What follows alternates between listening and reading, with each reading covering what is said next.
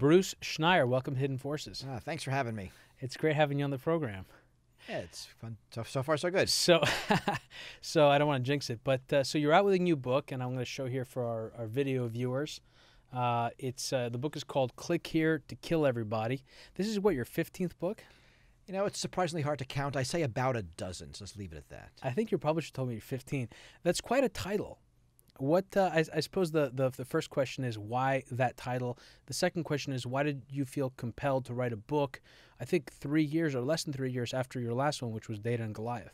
I mean, the title's admittedly clickbait, right? I mean, that's a title that has curb appeal. And I'm really speaking to a world of dangerous computers that can fail catastrophically. So I want to evoke that. And I actually do like the cover. I like it for two reasons. One, there's only one button. It says OK when it's not okay, and also looks like this thing's been throwing error messages the past 2 hours and no one's been reading them. So this book is about safety, really. My previous book was about data and privacy, about surveillance. This book is about physically capable computers and safety. So it's a very different topic. And a lot has changed in the past few years. Computers now affect the world in a direct physical manner, and that brings with it new risks. And that's what I want to talk about, the new risks and the policy measures we have to think about to mitigate them. So it's interesting when you're talking, there was a quote either in the book when I was reading the book or somewhere else that I got of yours, and I have it right here. It is, you write, "The internet is no longer that other place that we had the luxury to enter and exit at our discretion. Increasingly, it is the world we inhabit." And there's definitely something in the book where you talk about going on the internet becoming as anachronistic and absurd a phrase as plugging my toaster into the electric grid or something. That's right. And that's what's changing is the internet is becoming everything. And we're seeing that with these Internet of Things. Traditional computers are screens we stare at, laptops and phones. That's going to be the old way of interacting with computers. They'll be embedded in our lives. They'll be our cars, our thermostats, our refrigerators, medical devices. They'll be toys. They'll be just things in our world. And what I say in the book is that everything is becoming a computer. That it's no longer things with computers in them, it's computers with things attached to them. Right? So your refrigerator is a computer that keeps things cold, and your microwave oven is a computer that makes things hot, and an ATM machine is just a computer with money inside. And when you think about it that way, you start realizing that computer security becomes everything security. Right? Your car is just a computer with 4 wheels and an engine, which means it can be hacked. You can have ransomware on it. It can have malware. All of those computer things can now affect your car. And I'm not sure we're ready for that. Do you think about it? I was at a talk recently with where Tim O'Reilly was speaking, who had been on the show not long ago, and he uses this metaphor of this like ecology or this ecosystem, and we're actually just increasingly part of this superorganism. And that's how he talks about it. Do you think of it that way? Do you think of the internet in that manner? Yeah, I read his book and I didn't use his terminology that felt, too big and complex. I do use a term called the Internet Plus. Now, I hate inventing a term, and I'm sure, none of us like it. Why the Internet Plus? Because I wanted to encompass everything. There's the internet, and we will talk about the Internet of Things, which is the Internet of Objects, but there's no word for the internet plus the Internet of Things, plus the computers, plus the connections, plus the data stores, plus the services, plus the massive infrastructures like power plants, all connected, all this one big socio-technical system. There isn't a term for that. So I was stuck. I could either use all of that, that phrase every time, or just shorten it. And I kept saying Internet plus this, plus that, ended up with Internet Plus. Oh, I don't know if it'll stick. The last thing we want are more terms. But basically the idea being that everything that is connected is part of this internet. And everything affects everything else. So one of the things that you do in the book, and it's not the first time you've done it, is you lay out these 7 or 8 aspects about the internet and connected devices and computers that make them particularly vulnerable or exposed. I think that it would be helpful for people that aren't familiar to run through some of those. Like, number one, software sucks. Why does it suck? Also, the fact that these devices are multi-purpose, right? And that they're all connected, and the complexity that arises from that connectivity. Can you walk us through some of those things so people can sort of begin to understand why an internet of connected computers is vulnerable? Sure, and I call these sort of lessons of computer security, or truisms about computers that will be true about everything everywhere. The first one, as you say, that most software isn't very good.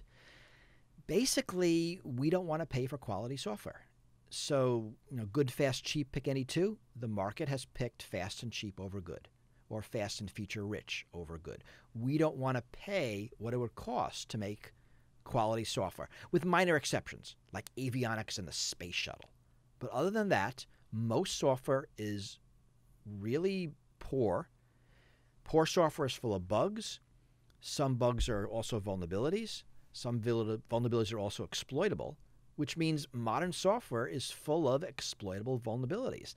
And that's not going to change anytime soon. The second one is that the internet was never designed with security in mind. And this is, it sounds crazy when I say it. But when you go back to the late 70s and early 80s, there were two things that were true. One, the internet was not used for anything important ever. And two, you had to be a member of a research institution to get access to it. So the designers really believed they could exclude bad actors because they just wouldn't have access to the mainframe you needed to get on the internet. Coupled with the fact that, who cares, deliberate decisions were made to ignore security, let the endpoints handle it, and we're still living with the effects of that decision. That security was not built into the network, and that the nodes of the network would be responsible for managing their own security. That's right. And the network was deliberately designed to be insecure because why bother? The third one you mentioned, and the way I say it now is extensibility. It's a computer property. Basically means you can't constrain the functionality of a computer because it's software. When I was a kid, I had a telephone at home, big black thing attached to the wall. A great device, but it can't ever be anything other than a telephone. Right? That iPhone is a computer that makes phone calls. It can do anything you want. Remember the slogan, there's an app for that. An iPhone is fundamentally extensible, which means it's very hard to test because you don't know what it's going to do. And attackers can change the functionality, put malware on it, put a virus on it, put ransomware on it, in a way that's just not possible if it wasn't a computer. And I don't think most people understand that to that level. Third lesson is about complexity. Just complex systems are very hard to secure. Or maybe that's the fourth. I might be running out of my numbers. Another one is that there are new vulnerabilities in interconnections. And this is also a weird one, that as we connect things to each other, vulnerabilities in one thing affect something else. So 2016, the Dyn botnet. These were vulnerabilities in webcams and digital video recorders. Allowed a hacker to create a botnet that dropped a root name server that dropped a couple of dozen popular websites. Or some years before, the Target Corporation hack. The hackers got into the Target payments network through a vulnerability in the HVAC contractor of several mid-Pennsylvania stores. So that's, to be clear, to sort of clarify, that the idea behind that is that as you can connect a bunch of systems that would otherwise be secure in themselves, but when you put them all together, you can create an insecure network. Or you can create an insecurity that is more catastrophic. So earlier this year, we don't know that it was a casino in Vegas. We actually don't know the name. They had their high roller database, right, very sensitive information, stolen through a vulnerability, and I wish I was making this up, through their internet-connected fish tank. That's how the hackers got in. So fish tank manufacturers are now critical to the financial health of companies that use their products. And that's something we're not used to and we don't expect. Okay, to make an analog analogy, would it be a stretch to say that an analogy to that would be if you've got 5 roommates and they all have keys to the apartment and one of them is sloppy and he leaves the keys to the apartment on the coffee table in the coffee house near the apartment, and someone takes the key and gets into the building. Is that each one of those other people can be secure, but when you put them all together, one piece of the components creates a larger insecure network? Or? Yeah, you can have stuff like that. There's examples where the way Google treats email addresses. I don't know if you know this, but in your Google email address, your Gmail address, the dots don't matter. So Bruce Schneier at gmail.com is the exact same thing as Bruce.Schneier. And I can put a dot after every character. It goes to the same email box. Google just ignores dots. That's so interesting. Yeah. I've heard you say that. And they do. I mean, that's just their policy. That's the way they design email addresses. The dots They're don't matter. anti-dot. But if you have a service, and the way I saw this successfully done was against Netflix, where the dots do matter. Now you've got a system where Netflix thinks these addresses are unique. Google thinks they're common. And there are ways you can use that basically to hack Netflix. That's a great example. Now, who's wrong? Nobody's wrong. It's a different way to think of email addresses. But you put them together. You know, we saw this in the early days of seeing parts of credit card numbers. I mean, now you know when you get a receipt, you don't have the credit card number on it. You just have like the last 4 digits. Well, it used to be before everyone settled on the last 4 digits. It might have been the first 4 digits. It might have been some middle digits. It might have been the last digits. You collect enough receipts, and you've got the whole credit card number. Who's at fault? Nobody is. But the fact that they're doing it differently means the whole credit card number is revealed. There's a lot of that sort of thing on the internet. And as we connect all these systems, I think we're going to see more and more of those sorts of things. Here's a paper I just saw a couple of days ago. So the idea of this paper is that major appliances, which draw a lot of electricity, think of refrigerators and think of air conditioners, if you could hack them, you could cycle the power in them in synchronization. And if you can do that, you can affect the load on the local power plant and cause blackouts. Wow. Now, That's I fascinating. never thought of that, but as soon as I say it, you say, well, yeah, that makes a lot of sense. That seems obvious. And there are people that literally spend all day trying to figure out how to exploit these systems. You know, yes, for all sorts of reasons, right? For ranging from countries' militaries to, kids trying to figure out cool things to do after school one day, and everybody in between. So I don't want to derail us. I think the next one you were going to say on this list had to do with the all or nothing, basically, that the way computers fail. They fail very differently than other devices or other components of our society. So this is actually important. So you think about, let's take a car. We know how cars fail. Cars have parts. Parts have these mean time between failures, and we could probably plot that a car will fail every X days, every X hours, and we can build repair shops to fix them. Computers fail differently. They all work perfectly until one day when none of them do. Right? That kind of, we call it a class break in computers. Right? That a vulnerability is discovered in Microsoft Windows or in PDF files or in your Chrome browser, and suddenly it's insecure.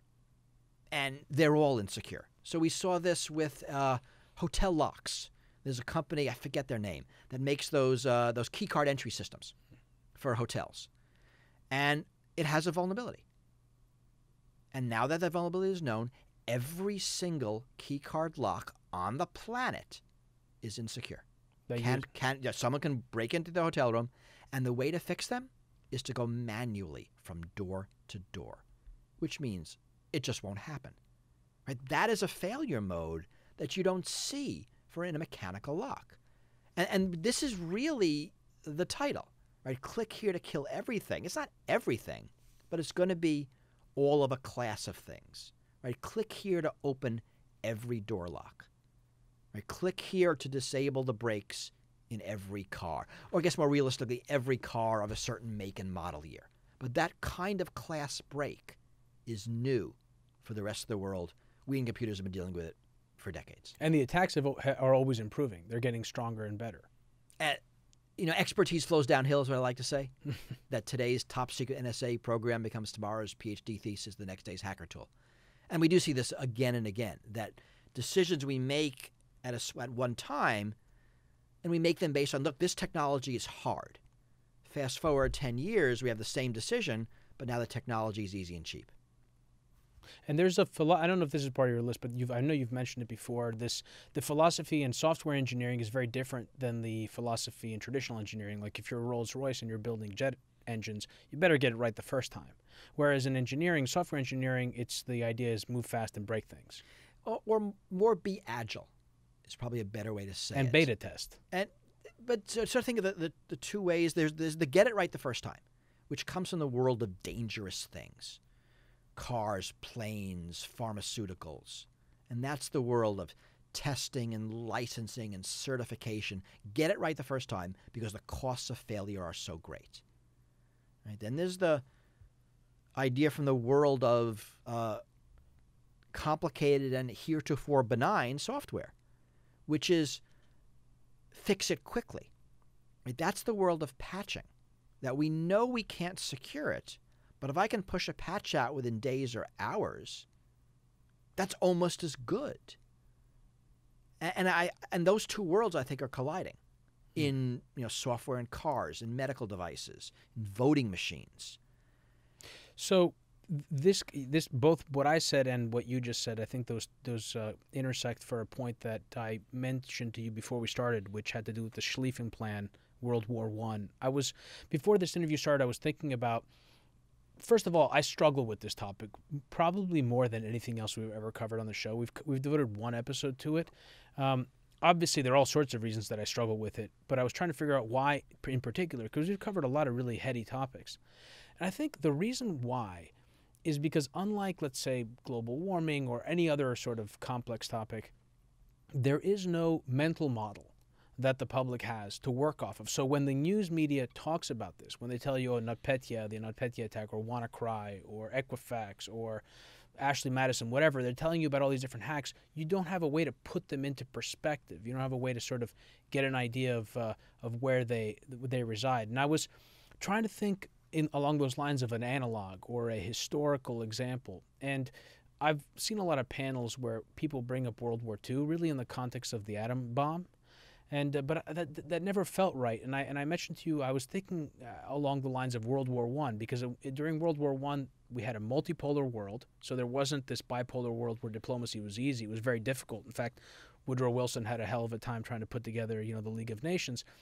And before World War I started, we had this huge industrial revolution. We had all this heavy artillery. So we had this new technology.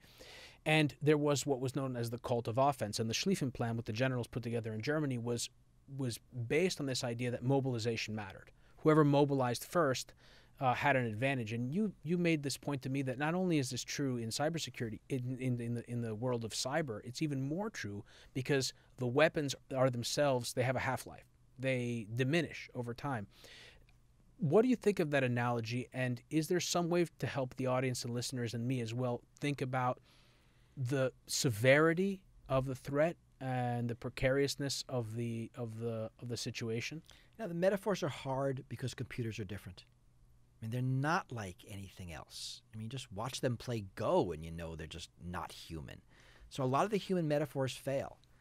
I think have had enough years with computers that telling people it's a computer has some resonance as a core thing. But I think that's some of our issue, that we're trying to put this in human terms, but they really don't apply. So, what we talked about with cyber weapons, it's a weird property of a cyber weapon that it decays in value because it relies on a vulnerability to fire. So if I have a cyber weapon, I'm going to make this up, that targets the Russian power grid, they might fix whatever vulnerability I'm exploiting. Not because they know I have the weapon, because, they fix it. And so I have this weapon here, and sort of every day I'm wondering, is it still good? Is it still good? Is it still good? I'm pretty sure in 4 or 5 years it won't be good. And that means I'm a little more likely to use it while I can, because if I hold it too long, I lose the ability. And Rob Axelrod, he's a political scientist at University of Michigan, has written some really good papers on the game theory of cyber attack based on this notion. And it's not like anything else, right? Your nuclear weapons don't get worse because you wait. So the same sorts of theories don't apply. I think we get really stuck, and this is unfortunate, trying to push this into old metaphors, because then we get it really wrong. What I'm trying to make, the point I'm making in the book is that, look, the computer is the metaphor. These are all computers now. You got to think of them like computers, not like something else. That's a really good point. I was also thinking it's also you discover vulnerabilities. And once you discover a vulnerability, you discover it not only for your enemy, but for you. This is because we're all running the same software, right? And then on top of that, it's almost kind of like arrows, because if you shoot an arrow, you can go get it and then use it on somebody else. So once we use an exploit, or once it's been used, it's out there, like NotPetya, right? That was derived from a previous attack that the Russian government used, against the power grid of Ukraine? So I forget what about NotPetya. I think Stuxnet's a better example, right? Stuxnet was a cyber weapon designed by the U.S. and Israel and fired against Iran, against their nuclear power program. Very successful. And that code, after the weapon was fired, has been used by cyber criminals in their own stuff. Because yes, once I fire a weapon at you, you can now look at it and learn from it in a way that's not really possible. It can evolve. A missile, right? And it can evolve. This is very much nation state, but we worry about non-nation states as well. So, right, Stuxnet was a government program, and its code is being used by criminals, and you do see that again and again. You remember the attack against Sony in 2016? Mm-hmm. I mean, there's a legitimate debate among security professionals whether that attack was launched by a nuclear power with a $20 billion military budget or a couple of guys in a basement somewhere. It turns out it was North Korea, but it could have been a couple of guys in a basement somewhere. The attack against the DNC turned out to be the Russians. It could have been some kid. I mean, there's nothing about the techniques that make them unique to state actors. So as we move forward in time, does the material difference of having a large budget mean less? And also, and does the difference between what constitutes cybercrime versus cyber terror or cyber war, is that really simply a matter of incentive, or the way that you deploy the weapon versus the type of weapon you have? So I think you're right on both counts, that there's a blurring between budget and capability. It's why Iran really likes cyber weapons, because they get to project power far in excess of what power they have in land, sea, and air. They really have a disproportionate advantage. It's why an activist likes a cyber attack. It really magnifies his power. So certainly there is this difference of the way cyber weapons work. What was the second half of your question? Oh, I don't know, Bruce. I do this all the time. It was good though. Was it? I remember agreeing with it. Well, it was. It was the point was about the budgets. One, which I think you just answered, and the other one was that I think you answered it. What defines the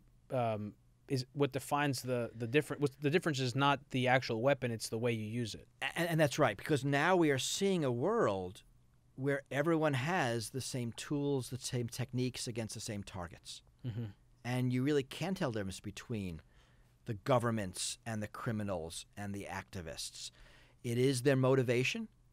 It might be what they do after they break in, but they can all use the same attack tools to accomplish their goals. And we see that now. I mean, countries that can't afford an NSA or a GCHQ or the Russian and Chinese equivalent will just use criminal hacking tools to pretty decent effect. And they're just using it for state government purposes, even though it's the same tools.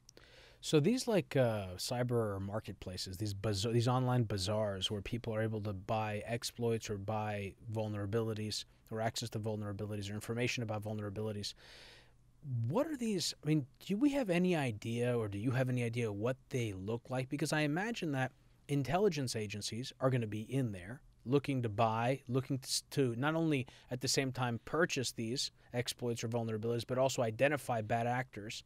And that's happening both ways. And in that milieu there's also these criminals who are looking to purchase. So it's an even more complex market. We actually have major defense contractors that find vulnerabilities and sell them to the U.S., to the U.K., to countries that we might call the good guys, I mean, this is part of So the we have people defense actually industry. mining for Oh, vulnerabilities. yes, and this is the defense industry. There are Wow. there are companies that sell attack tools that include vulnerabilities to third world countries that you probably don't want to have them, right? The Kazakhstans, the Sudans, the Bolivias. And I call them cyber weapons arms manufacturers, and they do sell attack tools. With the consent of the U.S. government. Probably not. Looking the other way. You know, I don't think any of them are American companies, but they're companies in the UK, in Italy, in Germany. So they are in Western countries, and they are selling this tool. Israel sells attack tools. It's like landmines. It's weapons. It's weapons in cyberspace. And so those companies are buying vulnerabilities from researchers. And then there is this kind of seedier market sort of online where criminals are buying and selling stuff. I mean, the good stuff goes for real money to the people who pay a lot of money. At the bottom of this, if you're truly moral, you can report the vulnerability to the company and get a bug bounty, probably an order of magnitude less than you'd get selling on the black market, but at least it won't be used for evil. But yes, I mean, the vulnerability market is very complex. And there are people who study this. So there's a lot of papers on how this market works. Yeah, it turns out if you find a good vulnerability into an iPhone, it's worth $250,000. That's a secure device. And is it legal to sell that? It is not illegal. It's not illegal. That's called, really interesting. So you could theoretically find a vulnerability, have no desire, have no terrorist bone in your body. You're just really great at discovering vulnerabilities. And you have no idea what it's going to be used for, but you know what? You don't care, and you sell it, and you make, let's say, a few $100,000, a few $1 million over some period of time, and that ends up being used in some exploit that attacks a series of countries or a series of companies and wreaks billions of dollars worth of damage. That certainly could happen. You know, more likely if you're selling for that kind of money, it's being used for surveillance, so it won't cause billions of damage. Dissidents in some country will be arrested. I mean, that'll be the result. So going back to your point about the fact that, we're all running the same software. So if the NSA finds a vulnerability or purchases one, that vulnerability it has an expiration date as soon as it's used, and it can be used not only by the NSA, but also by enemies of the NSA or enemies of the U.S.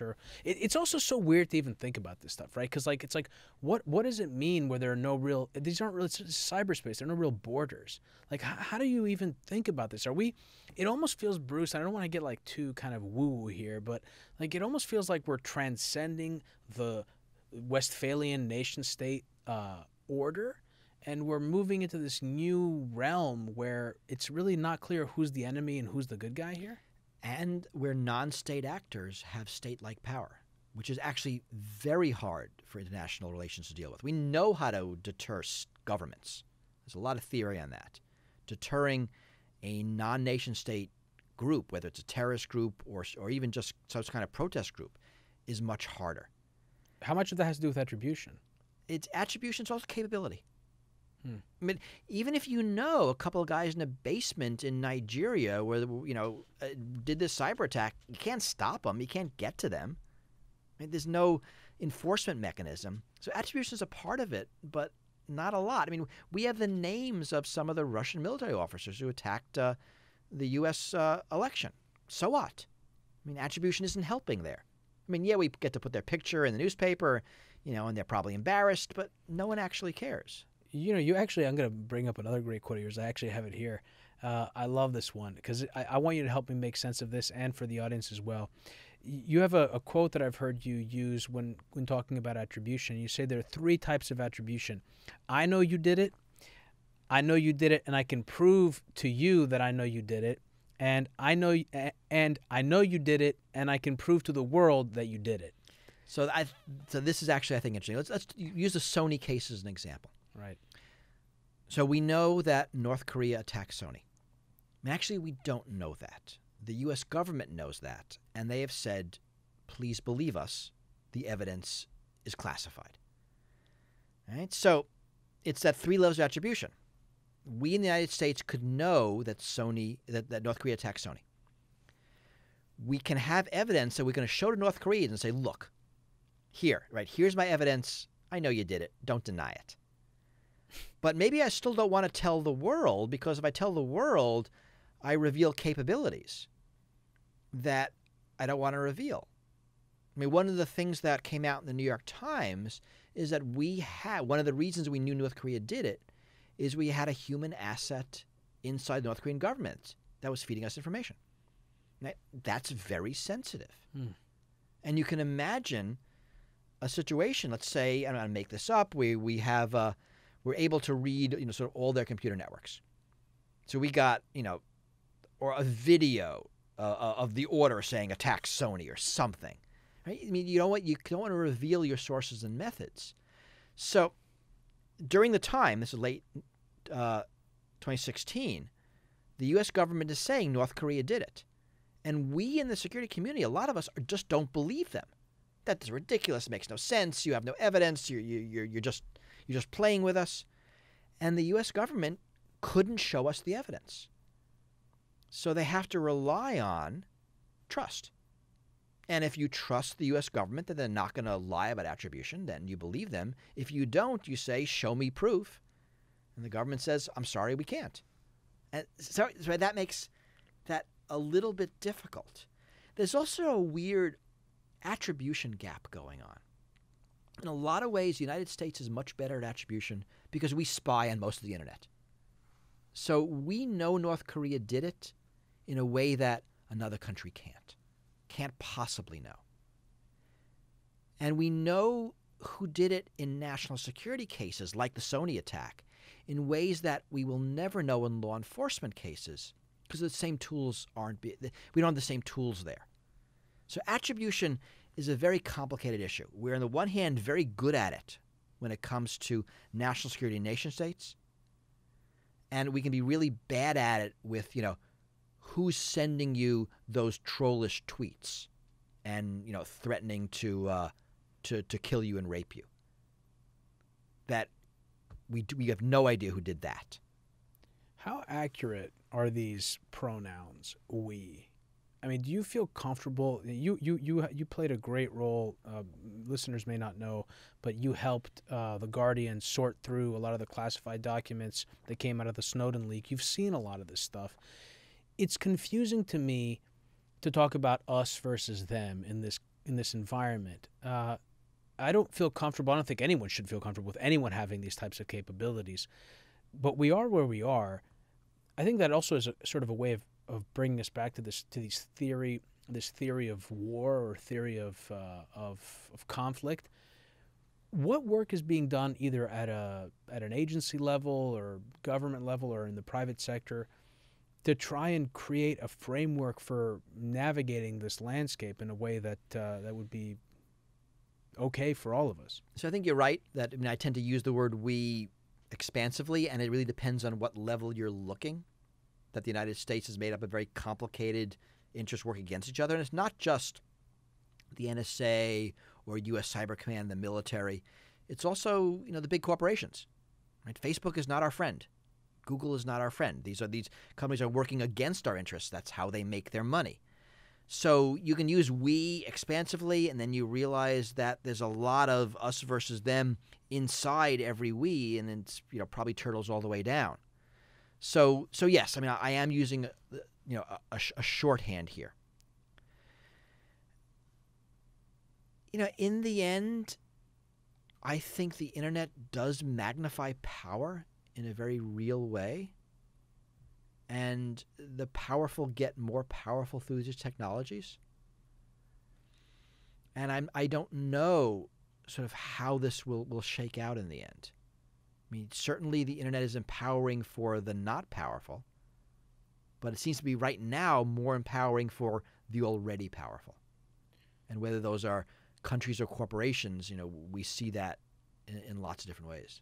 But what work is being done that you know of for creating a sort of a theory for dealing with this? Let's say, at least, if not holistically, then what about even on a state level, state to state? There is a lot of theory. There was none for many years. No one could define what war in cyberspace would look like, let alone how it can be waged. How do you know when it starts, when it ends, who won? what are the rules? Are there any, Geneva Convention-like norms that we should follow? Like, maybe don't hack their hospitals. But now there is a lot of research, of discussion, something called the Tallinn Manual, which is a pretty good book on what war in cyberspace looks like. It doesn't have any force of authority, but a lot of people point to that. There are conferences. NATO is doing a lot of work in this. There's theories. There's academic work. I teach at the Harvard Kennedy School. There are people thinking about this there. So there is a lot. It's still very much in flux, right? There was Obama had a doctrine of war in cyberspace that some of it was public, a lot of it was classified. We know Trump has made some changes in that. All of that's classified. So there's a lot we don't know, but you move out of the secret world of governments, and there's a lot of open work trying to figure this out. There's just no consensus. There are no norms. We have norms in conventional war. I mean, if you declare war on me and invade, we both know what that looks like. We don't really know what that looks like in cyberspace. So we have things like, right, the Russians affect the U.S. election. Is that an act of war? Don't know. Right, the Russians attack the Ukrainian power grid. North Korea attacks Sony. U.S. and Israel attack Iran. Iran attacks the Saudi National Oil Company. I mean, these are all happening. And it's kind of in this gray zone between war and peace. Because we don't know we haven't all agreed where the line is yet. Well, I heard, who was it, Ash Carter, who's the defense secretary under Obama? I've heard him, but I've heard a bunch of other people give different answers to what constitutes a cyber attack. That's right. There isn't broad agreement of what constitutes cyber attack. That's just, it's just wild. It's frightening, and also it's frightening in the context of the current breakdown in diplomacy. I mean, things are worse between the United States and Russia since any time I remember. I don't know what the relationship is between the U.S. and China on a deep sort of diplomatic level. There's a lot of grandstanding. I don't know if it's gotten worse. Certainly, the Chinese have been putting out lots of signals for years that they are intent on continuing to exercise more power externally. So, I mean, have you heard in your circles if the governments are in back channels communicating about this stuff? I don't know. There are these more academic meetings where countries that might normally be hostile are talking about this at the theoretical level. Right? We know that Russia tried to penetrate power plants in the United States. Now, that we don't want that to be an act of war because we do that too. Remember the story when China attacked OPM, the Office of Personnel Management, right, stole the personnel records of 20 million American government employees. Mm-hmm. And you had James Clapper, who was the Director of National Intelligence, in front of Congress. Some congressperson said, we were attacked. And he was very careful. No, this is not an attack, sir. Right? It's crazy. And now we have... Right? Because we do it too. General Hayden used to run the NSA. He's a commentator on television now. He said, I would have done that in a minute. So that is believed and treated as normal peacetime intelligence operations and not an attack. It might seem crazy, but that is the way we treat that. So this also highlights a problem, right, which is that Twitter technologically enabled diplomacy through Twitter. That this is like with Donald Trump, President Trump, who uses Twitter freely. And what if he just tweeted, for example, that we were just attacked, this is a cyber attack or something like that? I mean, my point is that in every way, on every level, there seems to be a total confusion. And these are weapons of mass destruction. This isn't like you know a lot better than I have, but I've studied this as much as I can. I read also Ted Koppel's book years ago about the shutting down the power grid and what that would look like. I mean, his worst case scenarios are like horrific. Yeah, I mean, I think that book has a lot of fiction. It has a lot of holes in it. and I think that But is that not? I mean, like even you write about this stuff. I mean, your book right, is called. It's the third scenario is click here to kill everybody. Right. But I think we should talk about. I think Trump and Twitter is less Twitter and more the unfiltered Trump. Yeah, but the fact that he's able to do that, But he could have done that by holding a press conference. You know, in a pre-Twitter age, you could have used the radio. It's more the words than the medium. You don't think it makes it a lot easier? I think it makes it a lot. I think it makes it a lot easier. And you can. There's no impulse control. But that's the person, not the medium, right? So an example of one which surprised me is that at one point Trump tweeted something about the U.S. pulling families, the troops out of North Korea. Yeah, the families of troops. Right. So I'm sure he was just saying that, not realizing that if you are a student of international relations, that North Korea is going to take that as we are attacking you soon, right? Because we're pulling our families out because we don't want to put them in danger. Now, my guess is he didn't realize that was the signal he was sending. That's not Twitter. That's him. But Elon Musk also supposedly tweeted out something. He was tweeting out about the Saudi deal when he was on Ambien. What I'm just trying to say is that shit happens. But again, that's the person. Right. But I'm not going to blame Twitter for that. I mean, Twitter makes it easy. I'm not to drop tweets. Hey, look, I am not exculpating Donald Trump for his tweets or Elon Musk for his. Or Elon Musk for his. Not at all. What I'm saying is that there's a complementary intersection here, which is that we're on hair trigger. It feels like these things. I don't know what word to use. It just feels like things are in a more fragile state than they've ever been.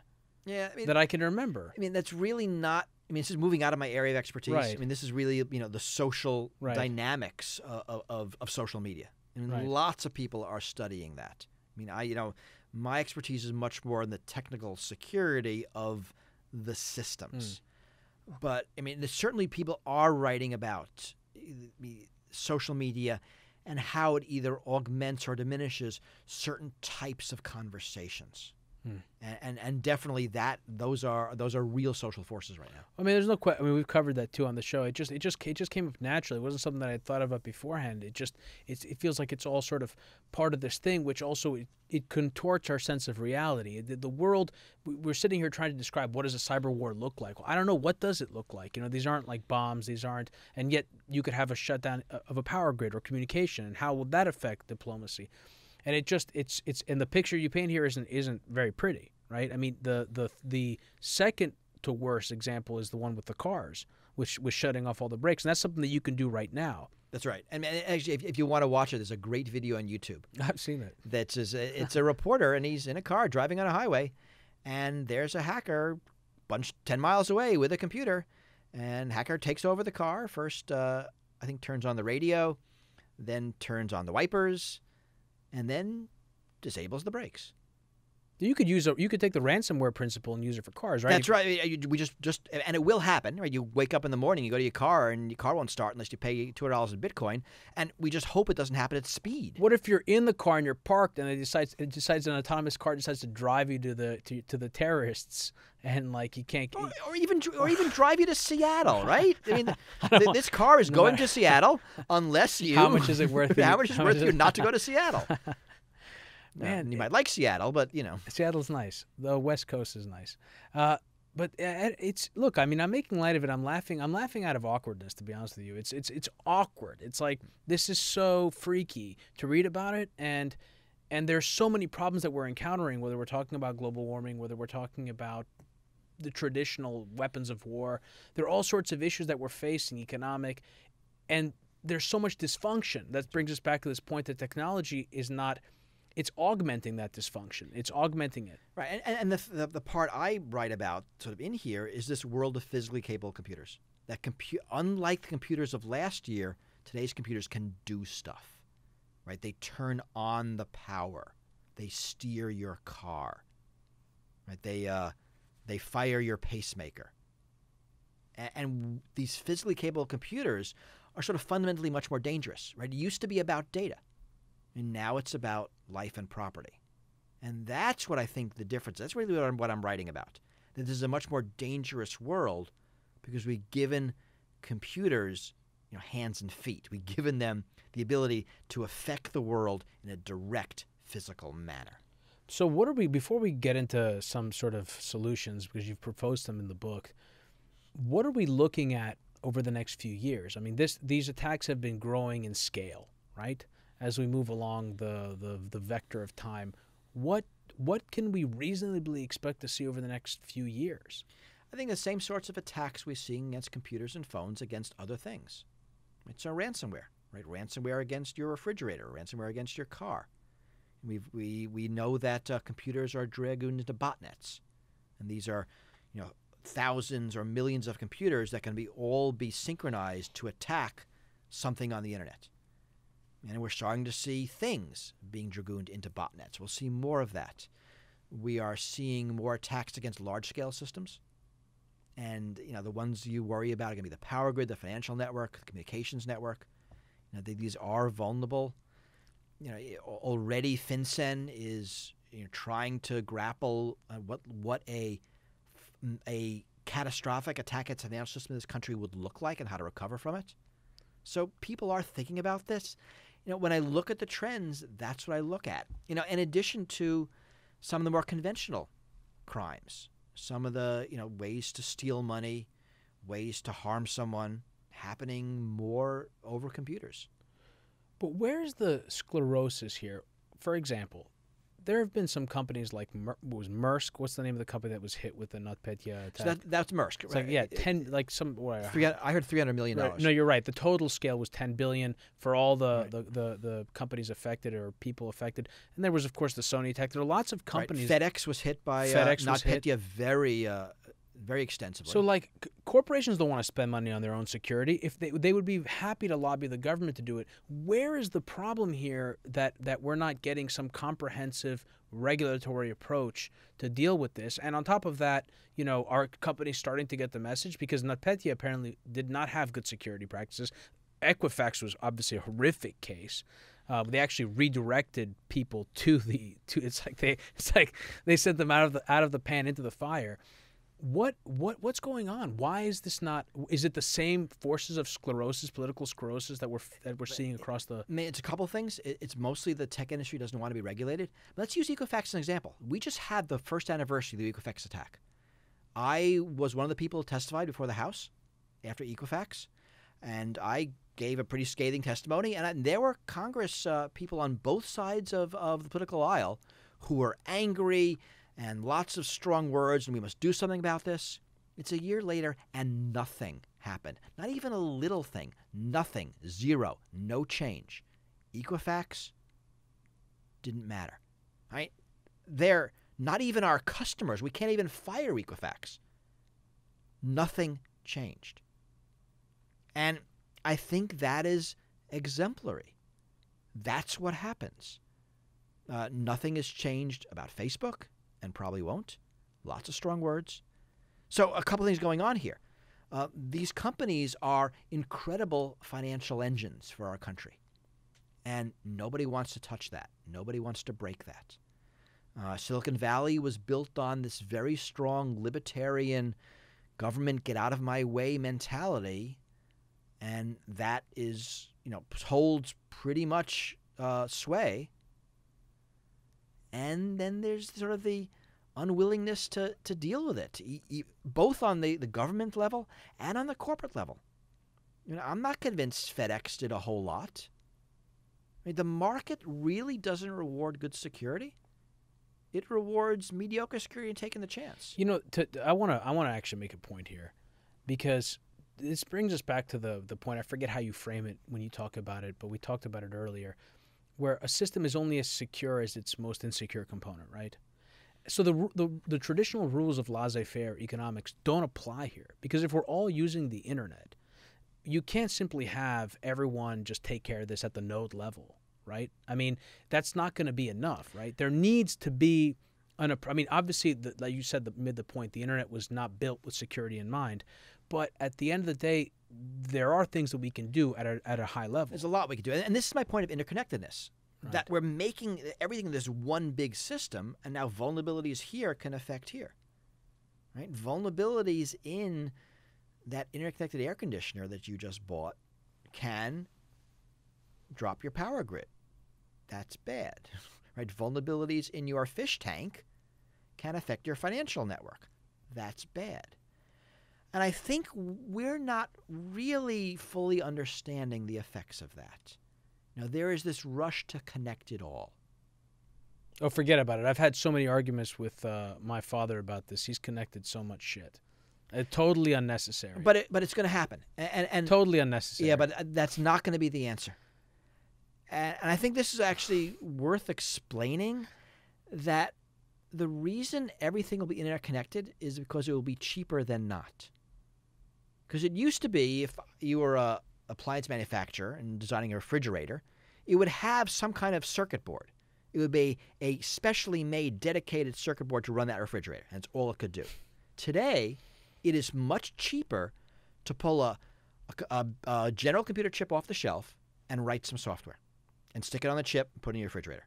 That means that refrigerator is much more powerful than it has to be. And it comes with internet connectivity. It comes with video drivers. It comes with speakers and a microphone, all those things. It's there. So you're an engineer saying, well, what the hell? Might as well use it. It's here. And not that you have all this functionality, you invent reasons for it. And my guess is there will be enormous benefits in internet connecting everything that we just can't imagine. These emergent properties. But I'm talking about the security downside. But, it's usually not your father who's right about technology. Usually it's your kids. But in your case, you've got it backwards, but he's right. He was always pretty advanced on this stuff. I mean, connecting everything is our future. I don't think we can sort of back our way out of it. We have to forward our way out of it. Joe, just so you know, though, his IoT devices were used as part of a botnet attack against Sony devices worldwide. Sure, just so you know, right. We found out about it. They had to get shut down by our ISP. Oh, how to shut it? Yeah, they had to shut it down. And that just showed. Most of the time, you don't actually know, right? I mean, you might have a digital video recorder that's part of the Mirai botnet or any of the dozens of other botnets use the same vulnerabilities. You stare at the thing, you have no way of telling, and oddly, you kind of don't care. So what can we do? Like, what are the best ways forward on this? Like, what is it that we can do either at a national level or at a local government level, at a corporate level, or at a personal level? How do we manage this? Well, my book is primarily about policy, and I think the problem we have is lack of policy. It's not really lack of tech. There's a lot of tech we can deploy, but we choose not to because the business case isn't there. And I think what's missing is government regulation. And I spent a lot of time on what that might look like, different ways to have liabilities and standards and regulations and court systems and things that regulatory agencies can do, international treaties. There's no single answer. There's no, do this one thing and you'll be safe. It's going to be a whole menage of different things. That's just like any other industry. I think we will improve slowly, again, just like any other industry. But the missing part of the equation has been government. The government has largely stayed out of the tech sector. And what I argue in the book is that's no longer tenable. That worked when it didn't matter. That worked when it was just data. And money. Right. But when it becomes life and property, governments will get involved. Right? Governments regulate things that kill people. And there's no industry in the past 150 years, longer, that has improved its safety and security without being forced by government. Cars, planes, pharmaceuticals, medical devices, consumer goods, workplace safety, food production, restaurants, most recently financial products. The market rewards doing a mediocre job and taking your chances. If we want better, we have to demand it. But it's even worse than that, right? Because it's not even a situation in many cases like Equifax where the customer is the one who's at risk. It's actually the product. You are the product. They're using our data to sell to their customers, right. So they're even less incentivized. Sure. I mean, right? They're an extreme case because we can't fire Equifax, and we didn't even know they had our data, so they have no incentive to protect it. A more marginal case is Facebook, where again We are their product, and in theory, we can choose not to use Facebook. But I know lots of people who hate Facebook but are on Facebook because socially they have no choice. That Facebook is a monopoly in that space, and people are kind of stuck on the platform because otherwise they don't find out about their friends' lives or parties they get invited to. So there is a lot. In my book, I talk about surveillance capitalism as one of the drivers of this, right? These companies that are spying on us in exchange for services and how they're not working in our interest and they're working against security. There's also now an architecture of control that we're starting to see. That it used to be a company would sell you a book and then it's your book. You do whatever you want with it. The company, right, Norton sells this book. They can't stop me from doing anything with this book I want. You can throw it at your spouse. Throw it at my spouse. I can sell to somebody else. I can photocopy pages. But if I buy this book on a Kindle, it's very different. Right? Kindle can decide whether I can lend that book to you. Kindle can decide whether or not I can do text to speech. Some books I can't, some books I can. They might say you can't have a typeface larger than this, smaller than that. Right? You can't read the book slowly. An automobile. DRM. Right? DRM, but more for devices. Auto manufacturers want to sell you a car that if you don't make your payments, it automatically shuts off. When coffee houses buy those high-end espresso machines, they come with computers that are monitoring usage to upsell products, deliver spare parts, and control what can be, right? You bought this coffee machine, but you didn't buy the latte feature. You can only make this kind of coffee. You can't make that kind of coffee. John Deere does that with tractors. Farmers cannot repair their own tractors because the license of the software doesn't allow that. So it's DRM, but it's about physical capabilities for objects you think you own. Now, I think that's a problem from a business perspective, but it's a security problem as well. Because as soon as there's a capability to shut off your car remotely, I don't have to worry about who can push that button.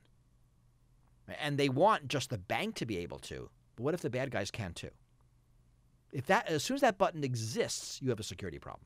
So I think actually now we're starting to get closer to what I was trying to get at, which is there's this just incongruence between the reality and the technology and our mental models of what and the relationships to things. So cars are a classic example. If it's not your car, if you're not the driver anymore, how does liability work? What does it mean to get into an accident? Like, how does all this stuff work? And I feel like we're starting to collide in this area, and we haven't developed a model or even begun to develop some type of framework for thinking or talking about this and stuff. Yet we are rushing headlong into that future. Right. And I so think, does that mean that we have to have some existential crisis? There has to be some huge loss of life, like a 9/11 or worse, in order to get the government to actually act? And then what does the government acting under duress look like in this scenario? So I think the answer is bad in both cases. I think governments are terrible at being proactive. Is this why you live in Minnesota, Bruce? It's a much more complicated reasons. I think that it will take a crisis, that governments aren't motivated unless the real thing happens, something bad happens, that they're not going to be proactive about it because the companies don't want it and they're going to successfully lobby. I think we do need to have some serious thinking. I think we're reaching a point where tech is moving faster than policy or conception or mental models, and we've never lived inside like that before. I mean, what does agile government look like? We don't actually know. I think that's a contradiction in terms. But it can't be anymore. I think it is, but it can't be. Because when we're living in a world where advances in AI are happening as fast as they are today, we better figure out what algorithmic discrimination looks like and what it means and what's legal and what isn't. And what do we do when software makes a decision but cannot explain itself? I mean, is that good? Is that bad? Do we like the black box? But if it's a better decision, maybe we like it. But how do we know it's better? What does better mean? And these are all very deep questions. And they are bigger than security, but security is a lot of these questions. So does that mean, for example, our presidential elections exacerbate this, I think, the fact that we get so obsessed with electing our president and we don't really pay much attention to local politics, for example. But is that the wrong way to think about it? Should we start to think more locally? Does that mean that local governments and states are going to have more power versus the federal government, and that we need to look to nonprofits and other types of approaches? I think we have to look everywhere. I mean, right now in regulation in cyberspace, I look at two places. Look at the states, most notably New York, Massachusetts, and California, who are doing a lot of good work, and I'm looking to Europe. Right, the EU is now the regulatory superpower on the planet, and they are not afraid to flex their muscle. So we just saw a massive privacy law. You know, in the past few months, you've been seeing a lot more warnings on websites. That's because of Europe, and they're going to turn their attention to security and safety next. So that's where we are going to see change. You know, I mean, these are global problems. I think there are parts of the solution at every level of government, but the sort of the neat thing about some of these solutions is that we'll benefit regardless. Right, so I'm going to make this up. There are toys that are interconnected. The Norwegian Consumer Council, of all people, did a study of some of these dolls, and they had enormous security violations. They were declared illegal by the German government because they are surveillance devices. And these companies actually improved their security because they couldn't sell these dolls in Germany and in Europe. Now, that improved doll is also sold in the U.S. Right? The company's not going to maintain two different software products because it doesn't make any sense. So Europe has some good regulations, and we benefit. Now, compare that to someone like Facebook that very much was going to want to have two different products. Figure out people who are subject to European privacy law and people who are not, because they'll get more profit out of the ones who are not. But when you get to physically capable computers and safety, I think we will benefit if Europe passes a law or if California passes a law, right, at sort of both ends of the size spectrum. I don't want to poo-poo those things, but they seem to be marginal. They seem to be on the margin that the stuff that you write about in the book that you've written about for years, that just seems to be like the frightening majority of the concerns that I have. I mean, when I look at that, we've talked about this during the course of the show. I mean, that still leaves me with the question of do we need to have some huge loss of life? Do we need to have some crazy, scary experience to motivate the public to demand that the government do something? And then the government ends up doing something, but what does that look like? So the answer, unfortunately, is probably. You know, we as a society are terrible at being proactive. That it does take a disaster to motivate people, especially when you have a lot of lobbying interests saying, don't do it, don't do it, don't touch it, don't disturb it. It's making money, leave us alone. It's going to take a disaster. One of the reasons I wrote the book is to start having this discussion about what good regulation looks like before the disaster.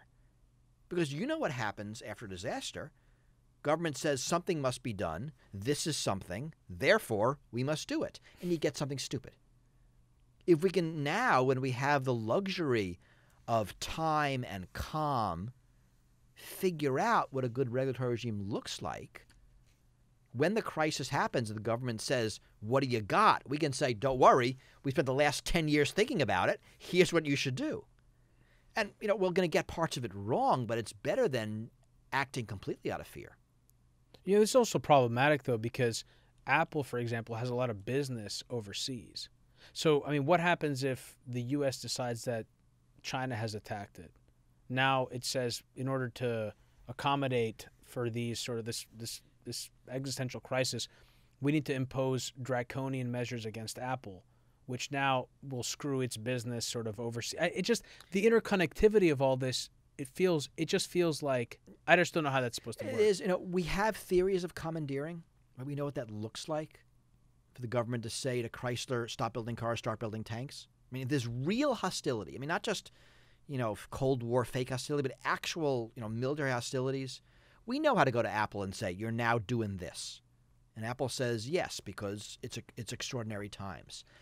I don't think that's going to happen. But commandeering did happen, though, at a time when we didn't have globalization in the same way that we have. That's now. right. And what I mean? Like, is Apple a U.S. company? I mean, it is, but how much right, is it kind of US an Irish company? I mean, right? But right, exactly. Yeah, but that's when you have to declare your loyalties. When there's war going on, there's no room for, well, I'm not really a U.S. company. You look, you are or you're not. Right? If you're not, leave. If you are, we now are going to take over your network because we actually need it. I don't, to Really me, these seem confusing. pretty far-fetched. I worry a lot more about normal time. Well, Bruce, I don't want to take up any more of your time, so I want to thank you for coming on the show. Let me grab the book here. Let's give everyone a view of this book again. Click here to just don't click there. Actually, no, there's no actual place that people can actually click here, right? No, that is It's not just a, on- that it's is just- not a it's just real book website. cover. That is It's just a book cover. Just the book cover, and I'm sure they can get that on Amazon. And then, if people want to follow you on Twitter, how do they do that?